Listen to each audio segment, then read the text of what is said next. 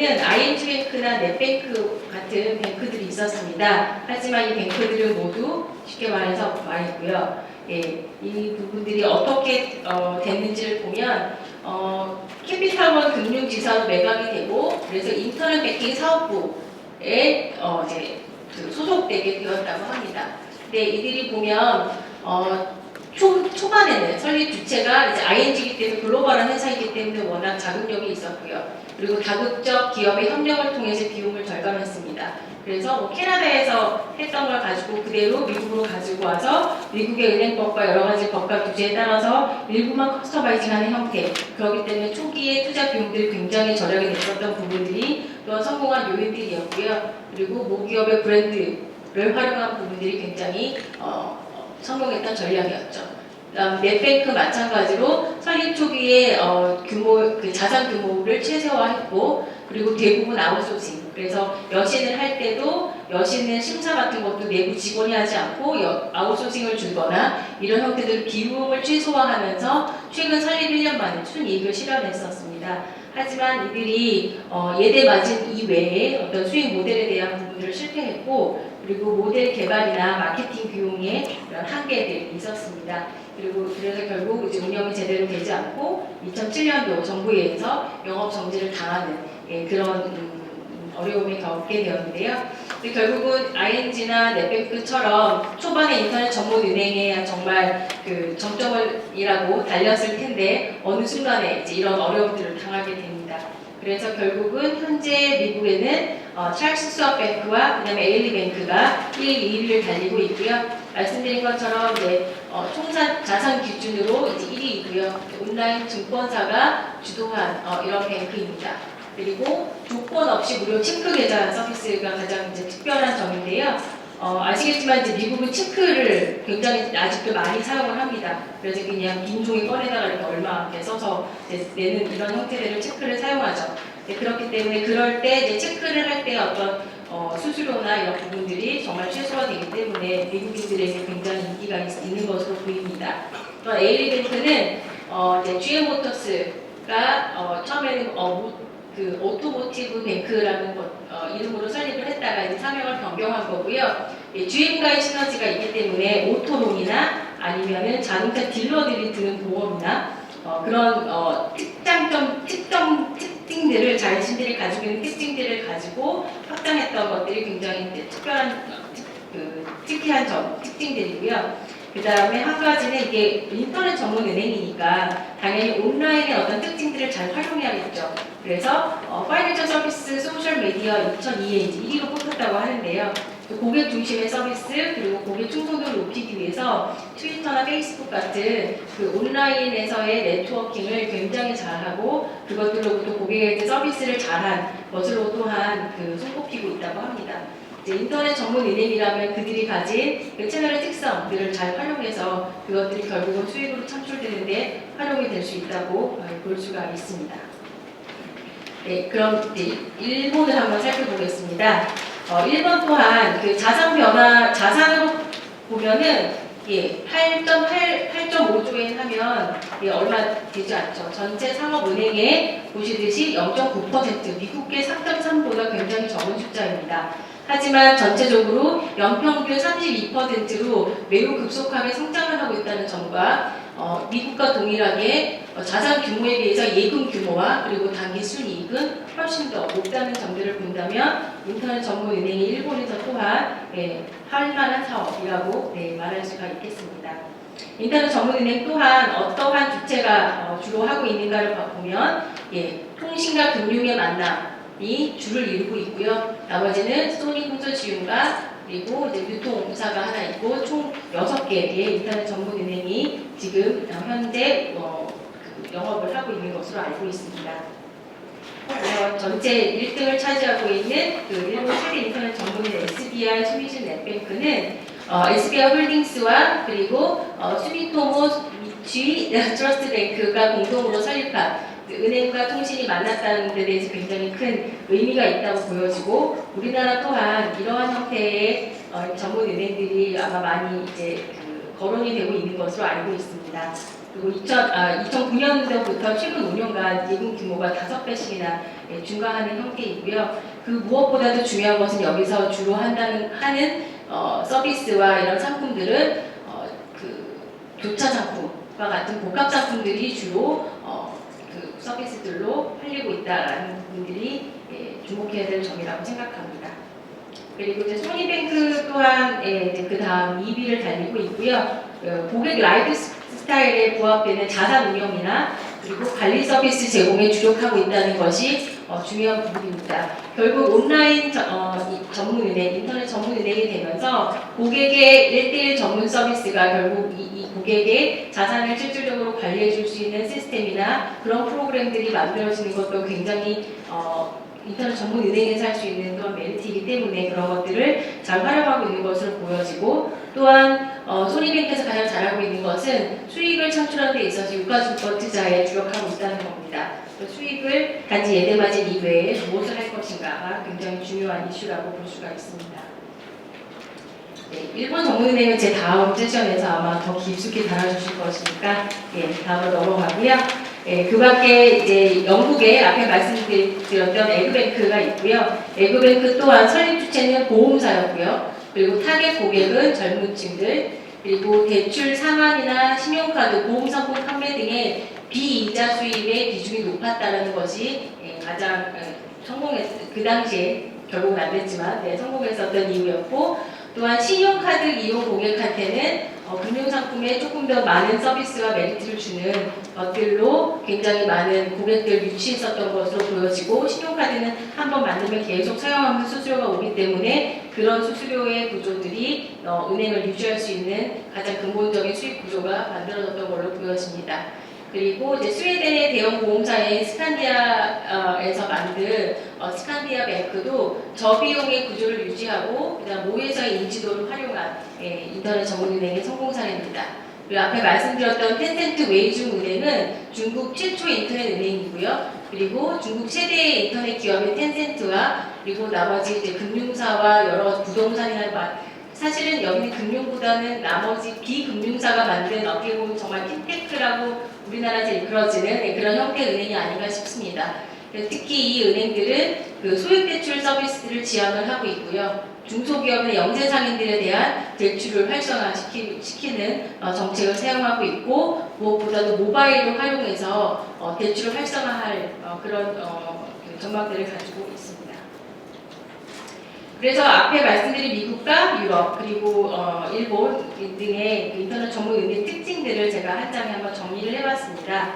먼저는 설립 주체별로 한번 살펴보면은 미국은 비은행 금융사, 보험이나 카드사와 같은 비금융 그 기업들이 주도를 했고요. 일본은 비금융 기업인데 그것들과 그 은행과 같은 금융권이 함께 공동 출자하는 형태들을 대부분 보이고 있습니다. 유럽은 금융사의 자회사 형태에서 프루덴셜이나 BNP 파리바 같은 원래 금융사인데 거기에 자회사의 형태대로 나온 인터넷 전문 은행들이 주로 이루고 있고요. 그리고 중국은 앞에서 보신 비기업 금융의 중심으로 설립이 되고 있습니다. 또한 비즈니스 모델을 보면요.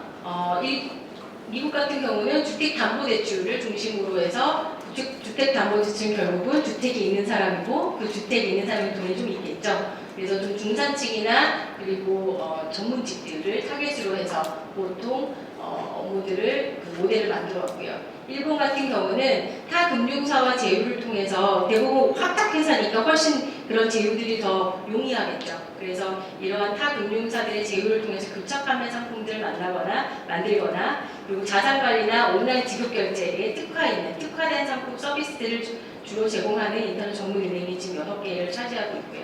그리고 유럽 같은 경우는 마찬가지로 보험사와 카드사들이 많이 있기 때문에 교차 판매가 주로 많이 이루어졌고, 그리고 유럽 EU 경제통합에 따른 그런 지역적인 한계를 인터넷을 통해서 극복하는 그런 특징들을 가지고 있습니다. 그리고 인터넷 타겟을 보면 말씀드린 것처럼 어느 정도 좀 자산 규모가 있으신 분들을 타겟으로 하는 게 미국이고요.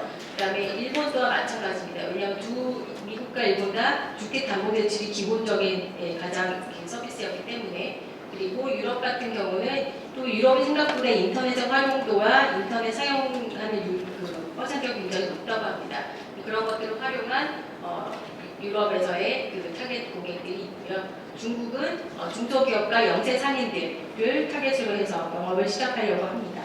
하지만 각각의 특징들이 있지만 무엇보다도 공통적으로 중요한 것은 초기의 투자 비용, 그리고 자산 규모의 최소화, 브랜드 인지도와 신뢰도 굉장히 중요하고요. 그리고 수익 모델을 뭔가 특별하게 만드는 부분들이 필요하고, 그리고 소매 중심 특화에서 점점 서비스가 확대되는 것이 전체 추세이기 때문에 지금 현재는 뭐 지급 결제만 잘해서 인터넷 전문에 성공할 수 있다라고 이야기하면 조금 어려울 것 같습니다.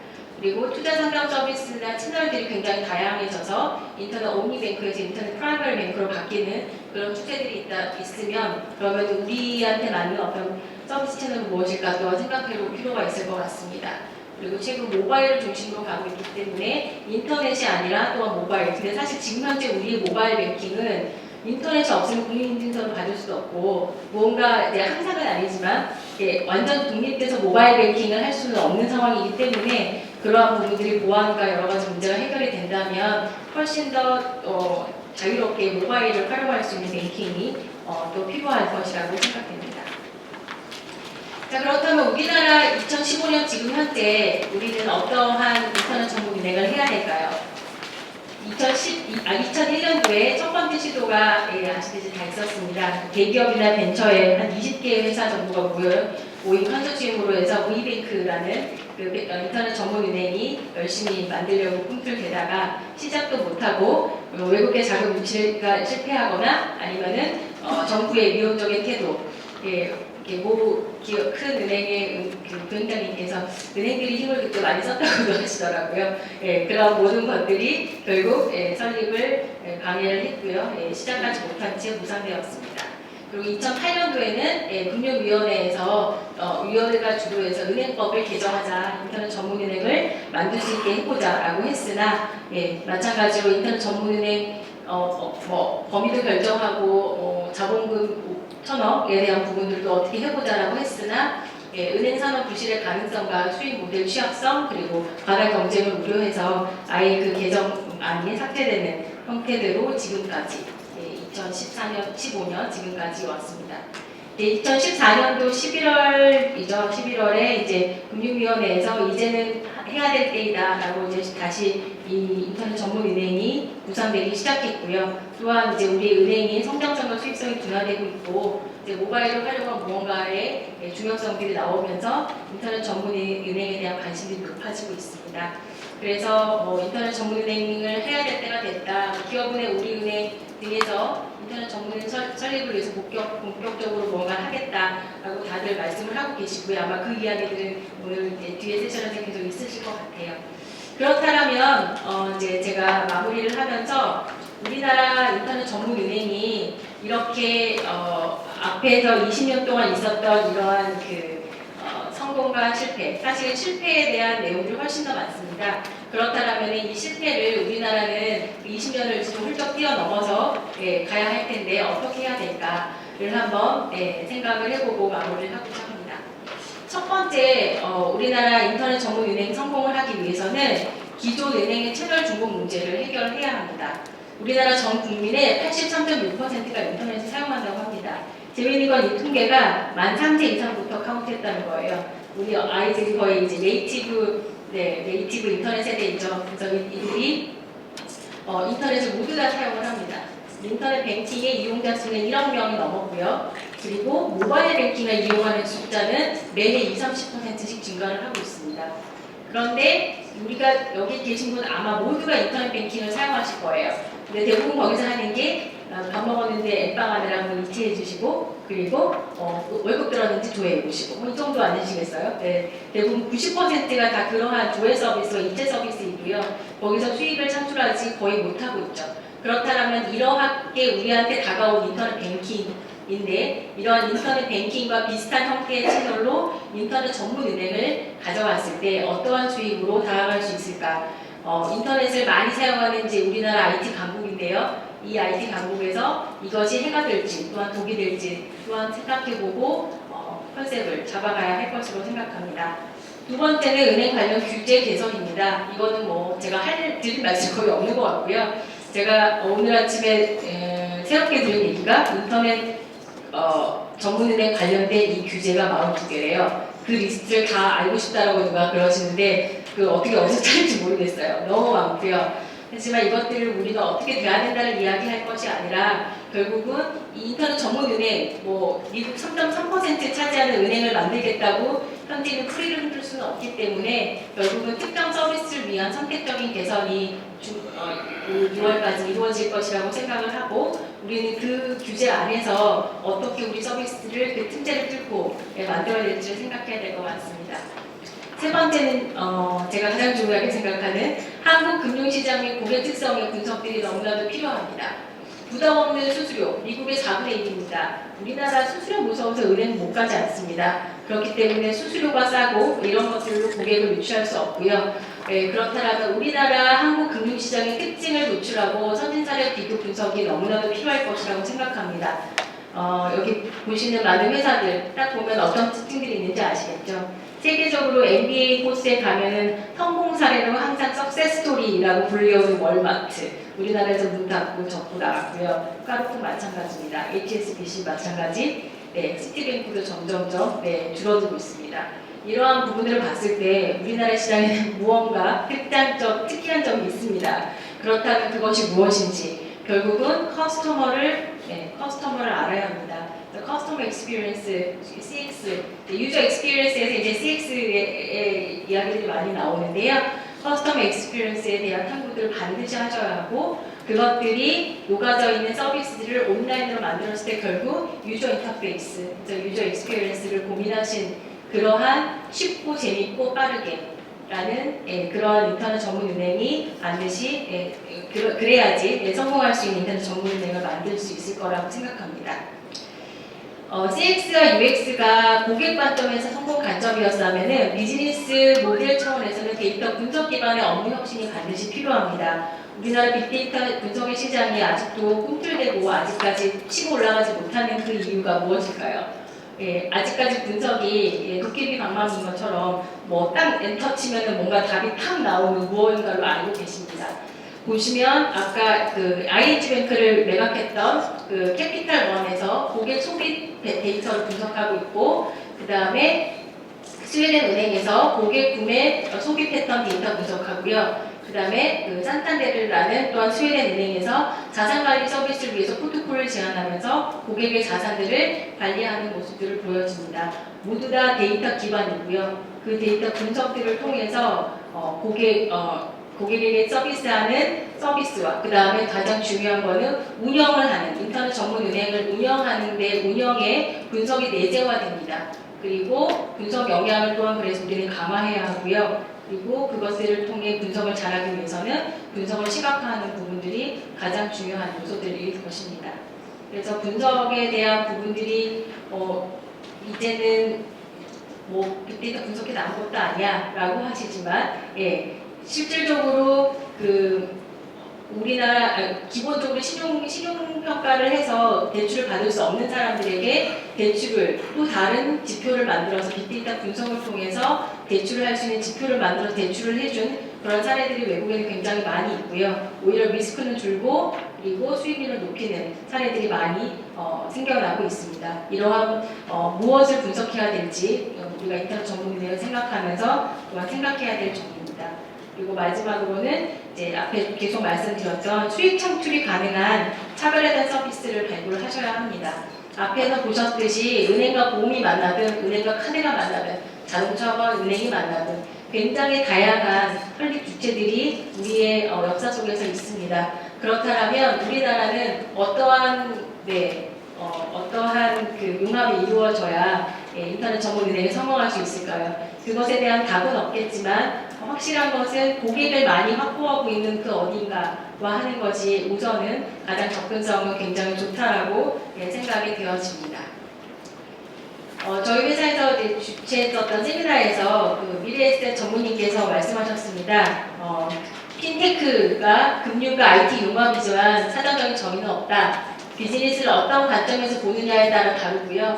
고객을 많이 확보할 수 있는 회사가 유리하고요. 또한 우리가 핀테크를 간편 결제나 인터넷 전문 은행의 어떤 규제면으로만 보지 말고 금융의 성격 그리고 IT 융합의 성격이 바뀌게 되는 계기가 될 것으로 보는 것이 더 맞다라고 말씀을 하십니다. 그리고 저희 회사 부사장님이신데 대형 시중은행 부회장님 하시고 이제 은행권에 30년 동안 몸담으신 분이세요. 결국은 많은 이슈들이 있을 거라는 거죠. 기존 채널과의 카니발라이제이션의 이슈들이 분명히 있을 거고요. 그리고 영업구역과 시공간을 뛰넘는 고객층을 확대할 수 있는 기회로 지방은행이나 저축은행에서 접근을 할 수 있는데 또한 이게 안정화될 때까지 자산을 얼마만큼 튼튼하게 버텨줄 수 있을지가 관건이다라고 보고 계십니다. 그래서 이러한 다양한 부분에 있어서 인터넷 전문은행은 우리나라에서 성공 사례가 적어도 한두 개는 분명히 나와야 하는 시점인 것 같고요. 근데 그것들이 규제 측면과 어떤 그냥 하나의 어떤 무슨 스타트업 기업 하나 발굴하고 제휴하고 이러한 성격이 아니라 실질적으로 우리가 가진 서비스와 우리가 가진 고객들도 갖고 앞에서 제가 5가지 말씀드렸는데 그런 관점에서 무엇을 그리고 어떻게를 먼저 고민하는 그런 인터넷 그런 은행이든 아니면 금융권이든 아니면 비금융권 회사에서 우리나라 한국형 인터넷 전문 은행을 성공시킬 수 있는 가장 큰 시작을 하실 수 있을 거라고 생각합니다. 네, 여기까지 오늘 발표를 마치겠습니다. 감사합니다.